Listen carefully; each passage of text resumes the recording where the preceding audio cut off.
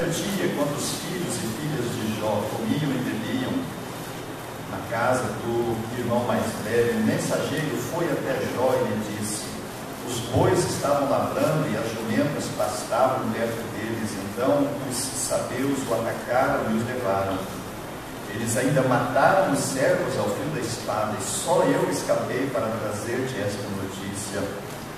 Enquanto o mensageiro ainda falava, veio outro e disse: fogo de Deus caiu do céu, queimou as ovelhas e os servos e os consumiu. Só eu escapei para trazer-te essa notícia. Enquanto ele ainda falava, veio outro e disse: os caldeus dividiram-se em 3 grupos, atacaram os camelos e os levaram, e ainda mataram os servos ao fio da espada. Só eu escapei para trazer-te essa notícia. Enquanto ele ainda falava, veio outro e disse: teus filhos e tuas filhas estavam comendo e bebendo vinho na casa do irmão mais velho. Veio um forte vento do deserto, atingiu os 4 cantos da casa, que caiu sobre os jovens, e eles morreram.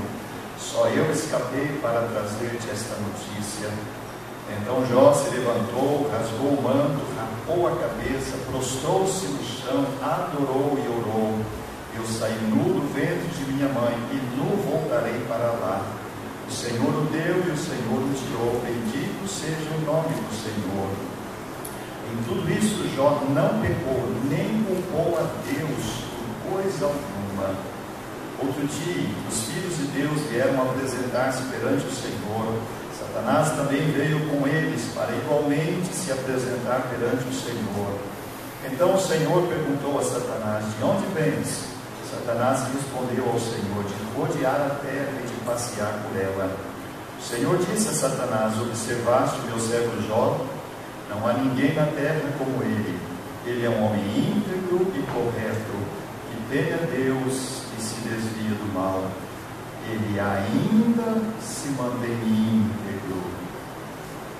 Há certos sermões que eles servem para o momento em que são ouvidos, outros servem para momentos futuros. Eu não sei exatamente para que tempo esta meditação vai servir. Alguns talvez para este tempo, outros como uma preparação para tempo futuro, ou mesmo para cada um de nós poder aconselhar pessoas. Porque o que quero falar nesta manhã é sobre como reagir diante de perdas.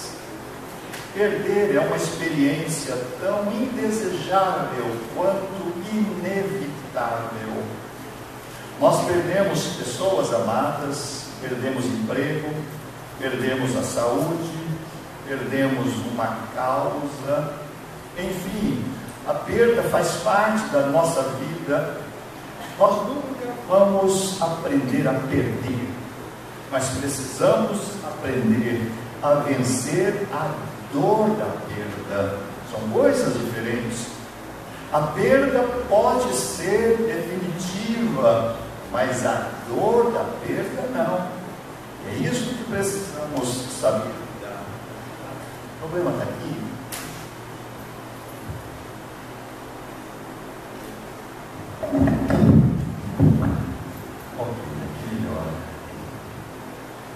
Nós já sabemos que muitas vezes o pior não é o que aconteceu conosco, mas o pior pode ser os efeitos do que aconteceu, não é mesmo? Por exemplo, uma discussão entre 2 pessoas é algo ruim, mas pior é se a discussão gera inimizade ou até ódio. O que é pior? O fato de não terem se entendido que foi um momento, ou a consequência, muitas vezes prolongada, de indisposição do coração. A frustração é uma experiência péssima, mas pior é se ela levar à desistência, à renúncia de novas oportunidades. Não podemos evitar as perdas, não temos como evitá-las, mas podemos desenvolver a habilidade para lidar com elas. passam pela vida aceitando passivamente aquilo que o tempo faz e traz. São pessoas acomodadas, que não reagem às suas experiências. Porém, uma grande verdade que precisamos assimilar é que as perdas existem não para nos derrotar, elas existem para nos testar.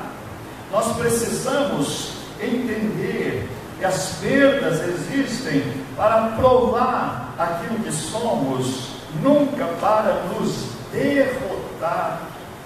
Elas devem ser encaradas como provas, não como o fim da esperança, como oportunidade de enxergarmos novos horizontes, jamais para definir o ocaso da nossa vida.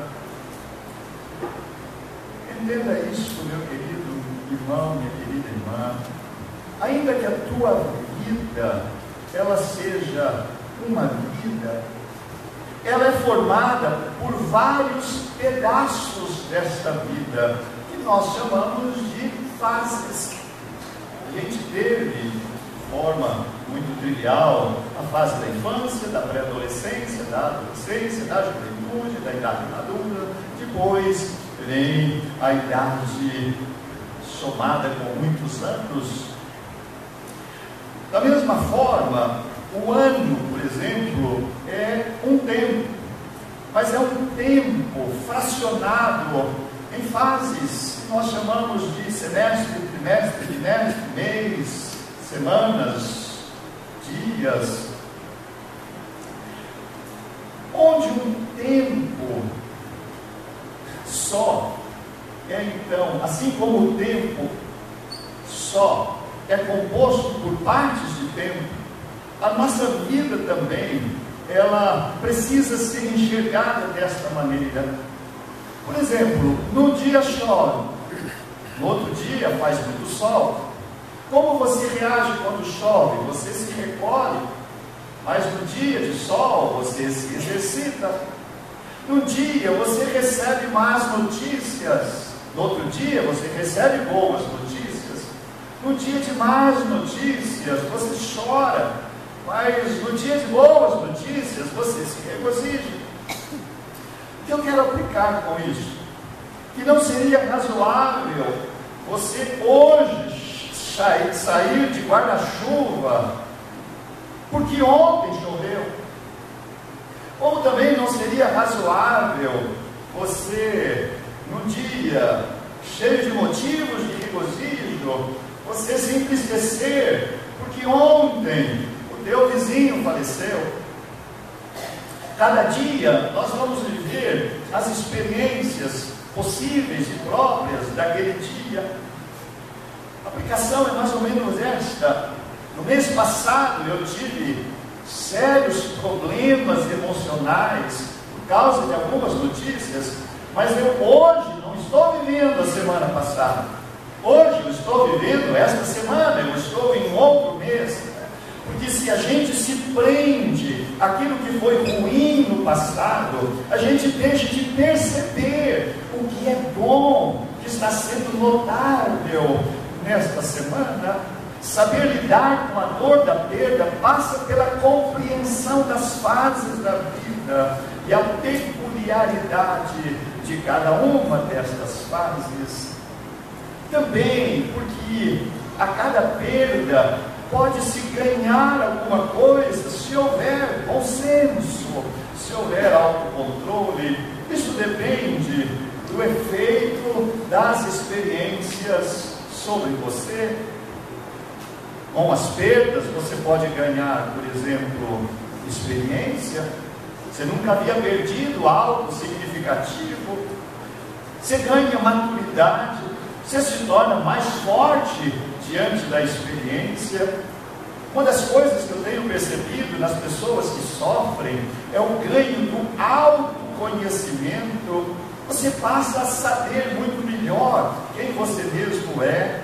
Você ganha um novo ânimo, mais poder de reação. Eu já testemunhei isso aqui, pessoas que, tendo passado por momentos difíceis, se tornaram grandes conselheiros. Como diz a velha frase, águas calmas não fazem bons marinheiros. Uma perda pode trazer não apenas prejuízos, se ela for observada na sua amplitude. É certa esta afirmação que diz: não importa tanto o que aconteceu com você, o que importa mesmo é o que você faz depois que aconteceu. O acontecimento é inevitável, mas os efeitos, eles são administráveis, sim. Muitas pessoas desejam, por exemplo, ter uma vida com um perfil que poderíamos chamar retilíneo. Eu gostaria de ter uma vida assim, como uma linha reta. Eu posso não ter altos, mas também não aceito ter baixos. Eu posso viver sem razões de euforia, mas eu gostaria de não ter nunca razão de pesadelo. Seria bom isso, não é? Mas para você que trabalha na área da saúde, me permitam fazer este paralelo. Quando você olha para um aparelho eletrocardiógrafo e ele mostra uma linha reta, o que significa aquilo? Morte. O resultado do aparelho, que é o eletrocardiograma, se tiver linha reta, sem altos e baixos, não há vida.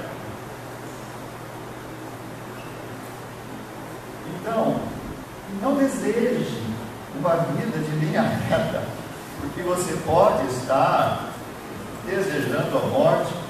Só não permita que os momentos baixos ou de baixa estrague o teu espírito dos momentos altos.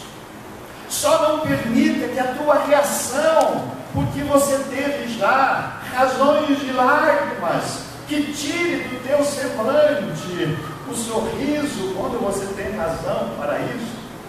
É o que eu aprendi um pouco mais acerca da vida de Jó. E a minha questão foi aprender qual o segredo para isso. E talvez eu consiga compartilhar um pouco com os irmãos. Observando a vida de Jó, tudo estava espetacular na sua história, mas de repente a harmonia entre sonhos e realidades se desfez. Tudo estava bom demais, só razões de celebração, como nós queremos ter, como muitas vezes vivemos. Mas, entre aspas, do nada, tudo desapareceu. O bem-estar, principalmente familiar, toda a sua prosperidade, tornava o Jó um homem mais e mais fiel a Deus.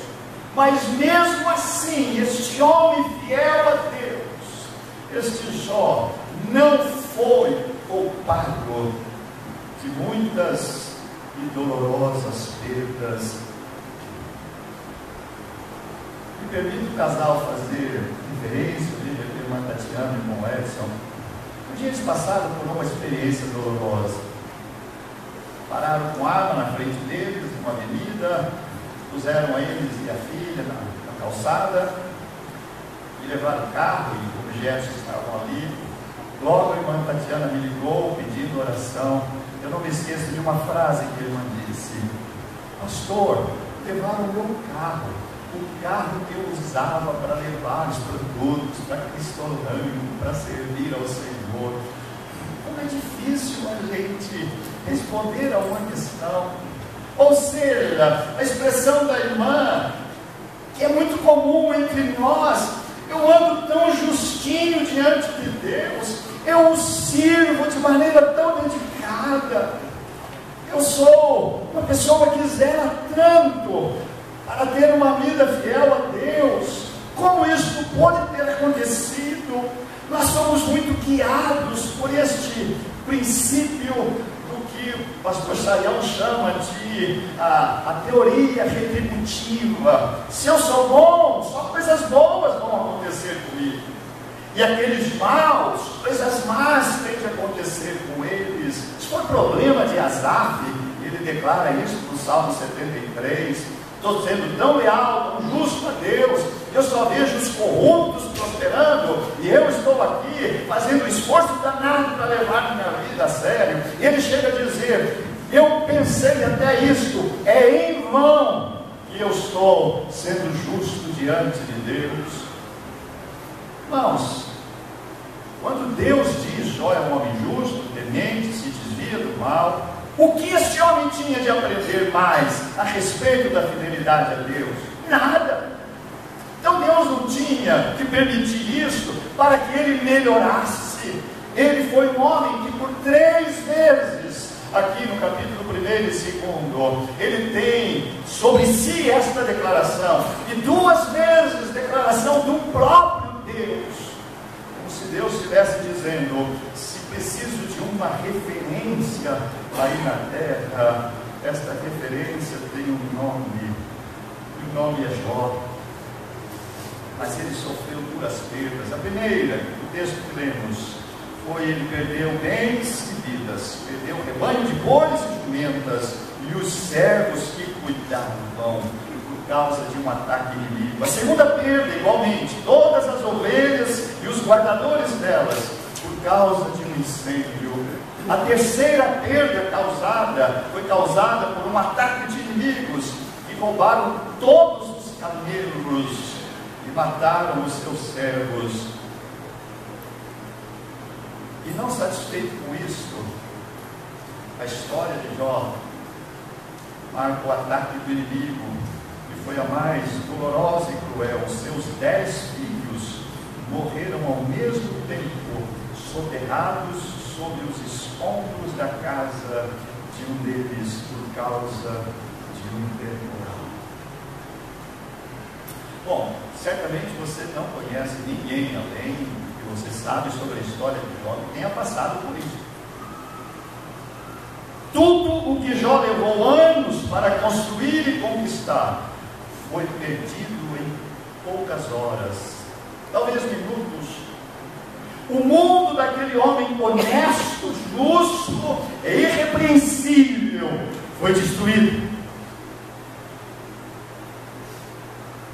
Seria fácil continuar crendo num Deus que permitiu a demolição, a extinção de pessoas amadas, de empregados dedicados, que permitiu o roubo de animais caros e úteis ao seu serviço? A pergunta que sempre surge num momento assim de tragédia é: por que Deus permitiu? Se você já passou por um momento trágico, por qualquer razão, possivelmente este pensamento passou pela sua cabeça: por que Deus permitiu? Alguns fazem até aquela brincadeira: onde é que estava o seu anjo da guarda? Ele estava descansando nesta hora e não protegeu você. Ao contrário, irmãos, o correto é pensar: já que aconteceu, como eu irei reagir? Isto é, ser proativo, olhar para frente. Chore, mas não deixe de pensar. Expresse os seus gemidos, mas não perca o bom senso. É isso que aprendemos com Jó. Nenhum de nós, talvez jamais, passou por perdas como a que esse homem passou, mas o que ele revela é isto: bom senso, equilíbrio. Diante de um fato doloroso, a cada 10 pessoas, em média, 9 se dedicam apenas a pesquisar as causas e os efeitos, na busca de conhecer os culpados e avaliar os prejuízos. É isso. Apenas uma pessoa reflete sobre como minimizar a dor e como encontrar uma saída. É sempre possível. Acontece colisão de carros aqui da esquina. Nessa proporção, cada 10 pessoas que chegarem, 9 vão dizer: quem estava errado? Será que foi esse ou aquele? Não, tem a placa ali de pare. Será que o farol estava aberto ou estava fechado? Esse estragou mais do que aquele carro. Quantos vão dizer: qual é o número mesmo do socorro? Vamos tirar os carros daqui. Não sei se a experiência de vocês é esta, mas as minhas têm sido assim. É muito mais fácil fazer uma acusação do que pensar na solução. O mundo de Jó desabou, mas ele não. Esta é a lição. O mundo de Jó veio abaixo, mas ele permaneceu em fé. E aqui a gente começa a vislumbrar que existe para Jó uma separação muito grande entre as coisas e ele, entre os fatos que acontecem com ele e a sua própria vida. O que era perdível no conceito dele pessoal e aquilo que ele não poderia perder. Isso, irmãos, que temos de considerar. Ele perdeu quase tudo que ele amava e apreciava que estava à sua volta. Porém, ele não permitiu que estas perdas atingissem o que de maior valor ele havia recebido, que estava no seu coração, que era o seu amor a Deus. Isso ele não permitiu que fosse atingido. Lembra a expressão: vão-se os anéis e os dedos. Anel você repõe, o dedo não. Isto, irmãos, é que precisamos observar. Qual o segredo, qual a fórmula, qual a receita de Jó para ter perdido tanto e ainda ter tido as atitudes que ele teve. Capítulo 20. Jó se levantou, rasgou o manto, raspou a cabeça, prostrou-se no chão e adorou. O que leva uma pessoa diante de tantas perdas, sentindo tanta dor, ainda se prostrar e adorar? É assim que se estabelece e se mantém a resistência contra a dor das perdas. Em primeiro lugar, é o espírito de adoração. Talvez foi o tempo mais difícil para Jó adorar a Deus. Eu não sei se você teria facilidade para adorar a Deus numa situação assim. Eu confesso, eu não teria não. Eu não teria. Em 1998, já se vão aí 19 anos, eu tive depressão. E eu descobri depois a causa da minha depressão. Mal de muitos pastores achar que é super-homem. Eu tinha minha família, tinha igreja, era líder na nossa denominação, viajava, chegava de madrugada, ia pregar, fazia nada. Nós temos limites. Quando as nossas forças se esgotam, elas se vingam, entre aspas. E o meu maior medo era há dois problemas sérios na depressão. Primeiro, é uma sensação permanente de que você não vai se recuperar nunca mais. Isso é terrível. E a segunda é a perda das responsabilidades espirituais, que elas ficam fora do controle. Como era difícil sequer fechar os olhos para orar. Como era terrível. Meus irmãos, Jó conseguiu isso, forças para adorar a Deus. Essa expressão, eu não sei explicar exatamente, rasgar o manto era como se cobrir, era como se ele estivesse se expondo.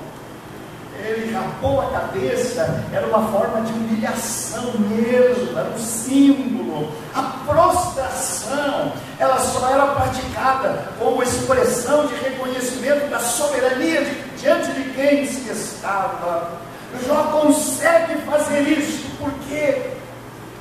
Porque o amor a Deus do seu coração foi protegido. Esta é a lição fundamental. Segunda coisa que Jó fez, diz o texto, ele buscou a presença de Deus. Diz o texto, ele se prostrou e ele orou. Ele se prostrou e orou. Que oração foi a de Jó? A Bíblia não revela o que ele disse, mas foi a oração de um adorador. Não foi a oração de um reclamante, não foi a oração de um sofredor, não foi a oração de um pedinte, não foi a oração de um desesperado, foi a oração de um adorador.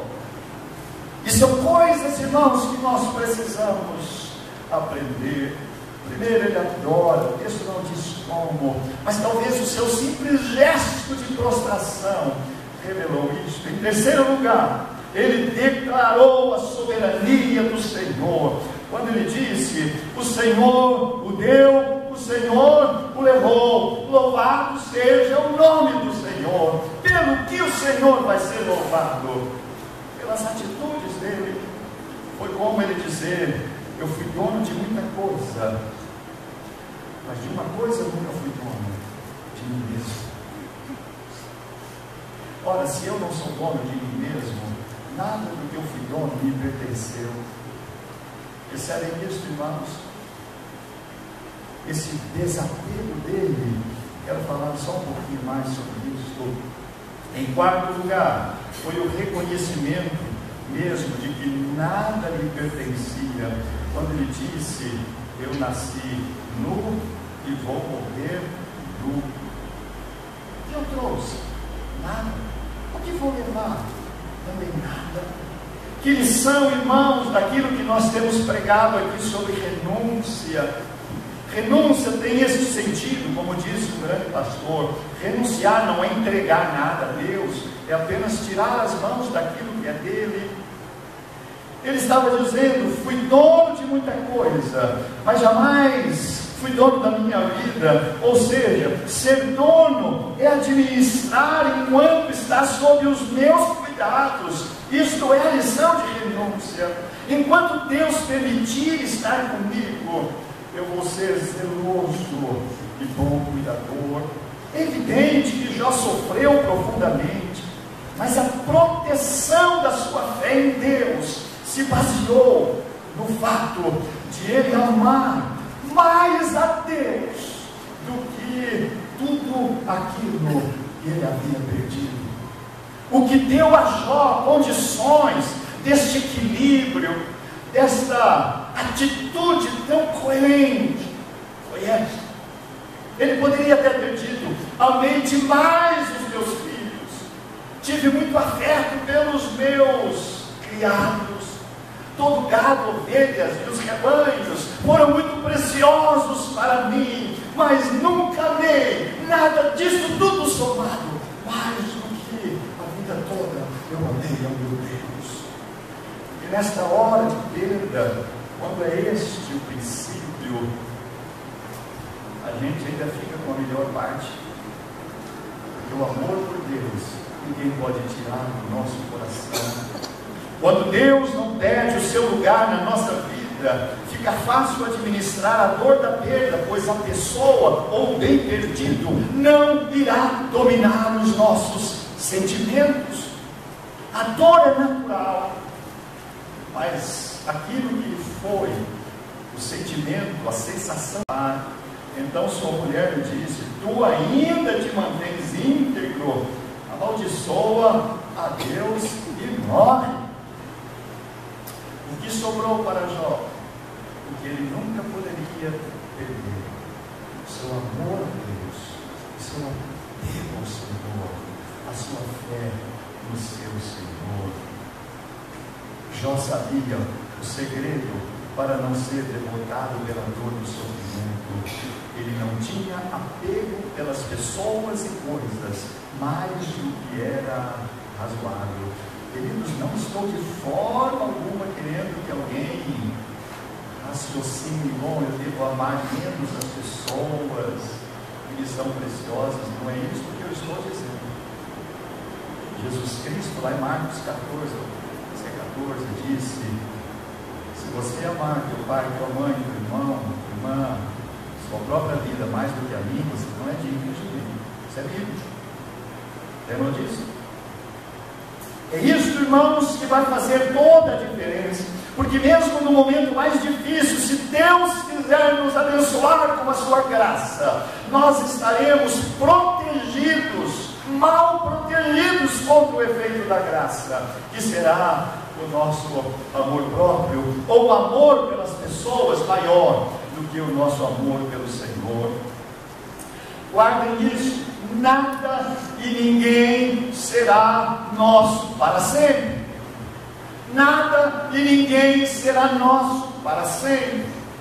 Jó, em nenhum momento do relato do seu livro, demonstra que sua família, seus amigos e seus bens tinham qualquer domínio sobre o seu comportamento e sobre o seu caráter. Ele era isento disso, até dos mais profundos e perfeitos sentimentos. Ele desfrutava das bênçãos do Senhor, mas não vivia atado às pessoas e às coisas. Ele era um homem isento disso. Eu afirmo isto dizendo, olhando para o relato bíblico, não há uma única palavra de Jó que expresse uma reclamação por suas perdas. Ele não demonstra isso. Sobretudo pela morte dos filhos, ele não reclama por isso. Ele sim admitiu que Deus continuou no centro dos acontecimentos e no centro das suas emoções. É isso, irmãos, que temos de aprender a cada dia. Eu comecei dizendo que às vezes o estudo serve para hoje, outros servem para outras pessoas para amanhã ou depois. Mas eu queria que isso ajudasse você a estabelecer os teus conceitos acerca da relação com perdas. A primeira, os sofrimentos, as perdas, não são castigo que Deus usa para punir os infiéis, porque Jó não era um infiel. Não significa também, como a gente muitas vezes diz, Deus quis te dar uma lição. Jó não precisava aprender lição nenhuma. Muitas vezes nós somos o meio como outros poderão aprender, como aprender a passar por situações difíceis de forma digna. Você não precisa se preparar para perdas de coisas ou pessoas significativas na tua vida, mas prepare-se para não sofrer além do razoável e do necessário. Como? Em primeiro lugar, mantendo Deus como o teu maior bem. Quando você perder alguém ou alguma coisa, você vai ter esse consolo de que o mais valioso permanece em você. Em segundo lugar, como Jó, amando o Senhor mais do que amando a tudo e a todos. Este é o ensino de Jesus. Jesus ali pegou tudo aquilo que nós podemos amar com mais dedicação: filho, filho, esposa, mãe, e a si mesmo. Esta é uma condição para se ser filho do Senhor. Terceiro lugar, terceira lição de Jó: viva consciente de que nada é definitivo, nem em você, nem com você. Em você eu me refiro à tua saúde, teu emprego, nem com você, pessoas ou coisas. Quando nós temos este preparo que Jó revela que teve, é muito mais fácil administrar os efeitos quando houver separação destas coisas ou destas pessoas. Amém? O Espírito de Deus complete na nossa mente, no nosso coração, os seus ensinamentos. Vamos orar. Te agradecemos, Pai querido, porque é pela Tua palavra que o Senhor nos ensina. Muitas vezes, Pai, o que nos fustiga muito são as perguntas para as quais não encontramos respostas. Muitas vezes o Senhor não nos dá respostas, o Senhor nos dá apenas consolo. E o Senhor nos ensina como ser preciosamente consolados. É colocar o Senhor em primeiro lugar na vida. E assim o Senhor vai nos acrescentar muito mais vidas que nos sejam preciosas. Mas que nós aprendamos